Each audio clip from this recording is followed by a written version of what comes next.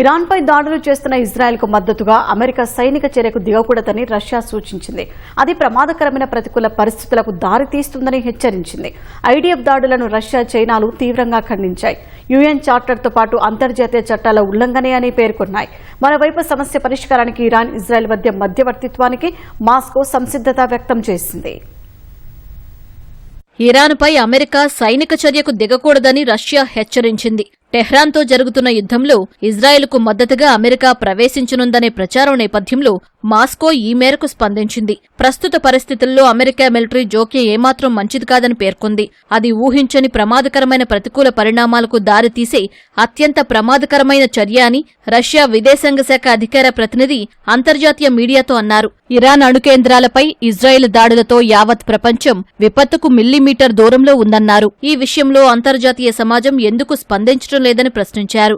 Radiation కు దూరంగా ఉన్నామని అనుకుంటున్నారేమో అని అన్నారు. 2011లో జపాన్ అణుకేంద్రంలో జరిగిన ప్రమాదాన్ని ప్రస్తావించిన రష్యా విదేశాంగ శాఖ అధికార ప్రతినిధి ఫుకుషిమా అప్పుడు ఏం జరిగిందో తెలుసుకోవాలన్నారు.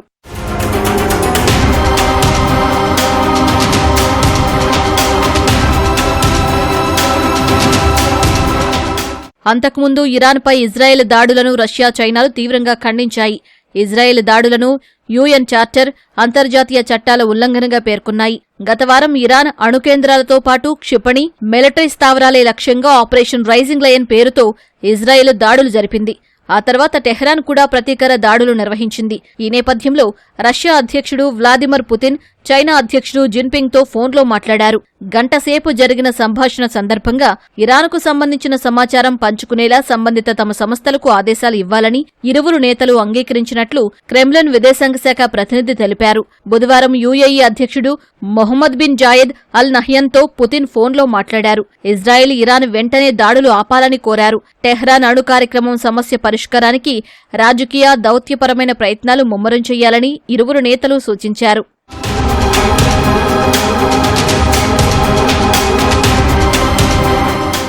ఇజ్రాయెల్, ఇరాన్ మధ్య తలెత్తిన సంక్షోభానికి ముగింపు పలకటానికి మధ్యవర్తిత్వం చేయనున్నట్లు రష్యా ప్రకటించింది. ఇది చాలా సున్నితమైన సమస్య అయినప్పటికీ తన దృష్టిలో పరిష్కారం సాధ్యమే అని రష్యా అధ్యక్షుడు వ్లాదిమిర్ పుతిన్ తెలిపారు.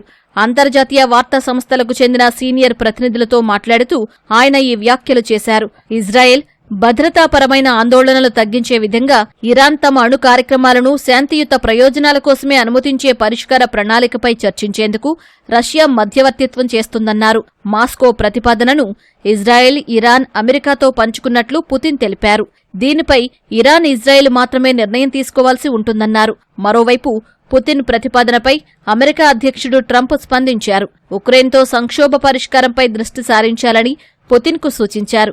ఆ తర్వాత ఇజ్రాయెల్, ఇరాన్ సంక్షోభం గురించి ఆలోచించాలని ట్రంప్ అన్నారు.